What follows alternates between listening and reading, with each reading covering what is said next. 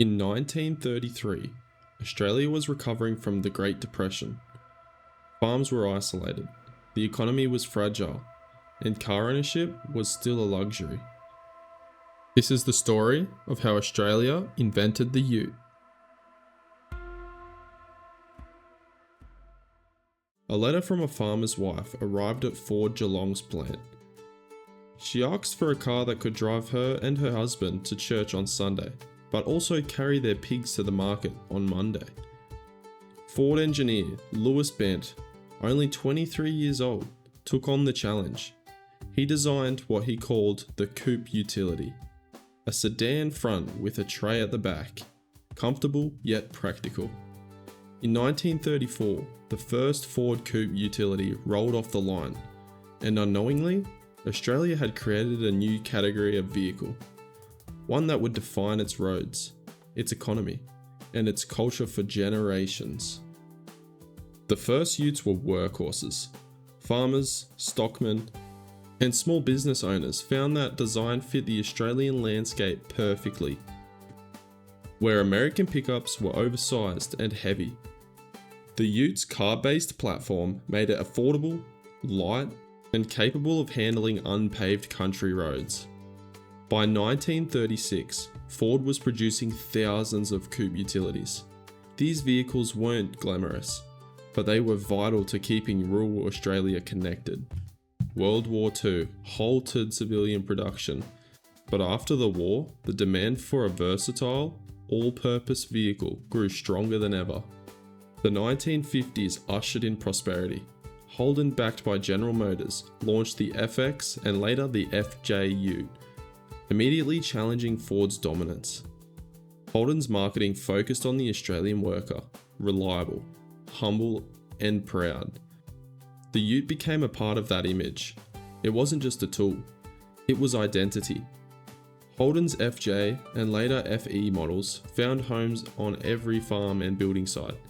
The rivalry between Ford and Holden became folklore. Two sides of the same coin, pushing each other to build stronger, faster, and better vehicles. The ute also began finding its place beyond rural life. Tradesmen, delivery drivers, and small business owners all relied on them. By the 1960s, Ford and Holden had both established factories across Australia. Tariffs on imported vehicles protected local manufacturing, allowing all brands to experiment with the new designs and engines.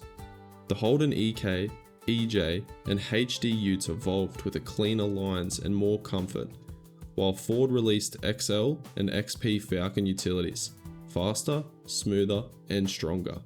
In these years, Australians began personalising their vehicles.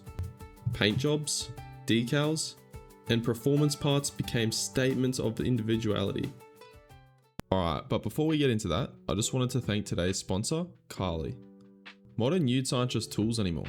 They're packed with electronics and data. So if you really want to understand what's happening under the bonnet, you need something smarter than a spanner. That's where Carly comes in. Carly is a smart little device that connects to your phone through the Carly app. It gives you access to the same kind of diagnostics pros use, but in plain English. With one tap, you can run a full health check. Carly scans every system, finds hidden fault codes, and tell you what's serious and what's not. I used it on my Ford Falcon and it picked up a few minor issues, then showed me how to fix and clear them. Carly also shows live data, so you can watch real-time engine info, boost, coolant temp, fuel trims, and more while you drive. For anyone who loves knowing how their engine's performing, it's unreal. You can even use Carly's used car check to detect mileage tampering, or the service tools to track maintenance, check battery health, and reset service intervals after a job. So, whether you're a DIYer or just want peace of mind before hitting the road, Carly's the perfect tool. Carly have also provided us with a 15% discount code on your next purchase. Use code JIM at checkout or click the link in the description and in the pinned comment. Unlock the truth about your car's health with Carly. The ute had grown from a simple work machine to a badge of pride. In the 1970s, Australia's automotive culture matured. Bathurst was now the nation's racing temple. and Ford and Holden used it to test their power and endurance. The muscle car era introduced engines like the Ford 351 Cleveland and Holden's 308. These power plants found their way into utes, blurring the line between sports car and tool. The Holden Sandman, launched in 1974, captured the youthful freedom of the decade. Bright colours, surfboards, road trips, and adventure. Ford responded with a performance-oriented Falcon Utes and GT-inspired editions. The Ute was no longer confined to the farm. It had become a cultural icon, part of music, television, and everyday life. By the 1980s, the Ute was a national symbol. Country towns hosted Ute musters, gatherings where owners show off their vehicles, polished or battered, restored or rusted. The Denilican Ute Muster, which began in the late 1990s, became a massive event, drawing thousands of people around the country. Australian country music immortalised the Ute. Slim Dusty, Lee Carrigan, and the Wolf Brothers all celebrated it in a song. In rural Australia, a ute wasn't just transport. It was a statement of belonging, of being grounded, of being Australian. The 1980s and the 1990s brought globalisation for economic reform. Tariff reductions exposed Australia's manufacturers to fierce international competition. Ford and Holden continued innovating.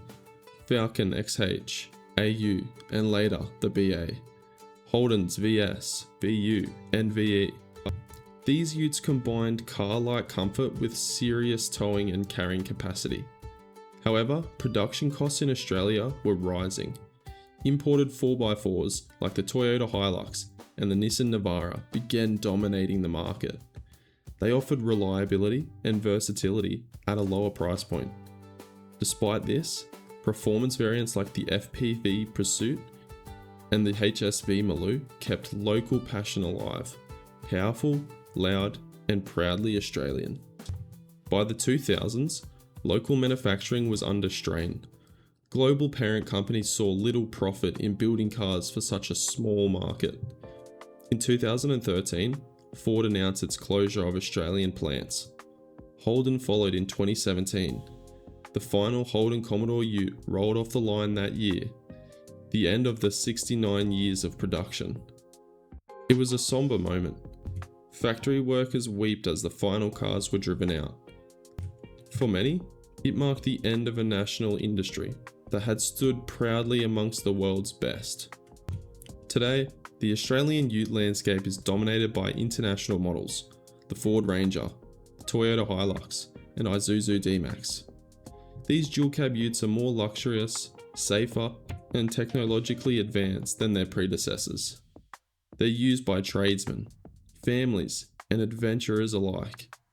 While these vehicles carry the torch forward, they're a different spirit. They represent practicality and comfort, but lack the uniquely Australian heart of the old Falcons and Commodores. Nevertheless, they prove the enduring reliance of the ute, a vehicle type that began here and now defines global markets. Australia's invention of the ute influenced car design around the world. The American El Camino and Ranchero borrowed from the coupe utility concept. South Africa and New Zealand built similar models, but none matched Australia's passion for the vehicle. Even today, collectors in the United States seek out Australian-built utes, especially the rare, high-performance models, like the HSV Maloo GTSR, which became a symbol of peak Aussie engineering.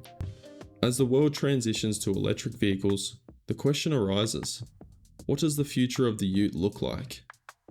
Companies like Ford and Tesla have announced the electric models such as the F-150 Lightning and Cybertruck, but Australia's challenge is infrastructure.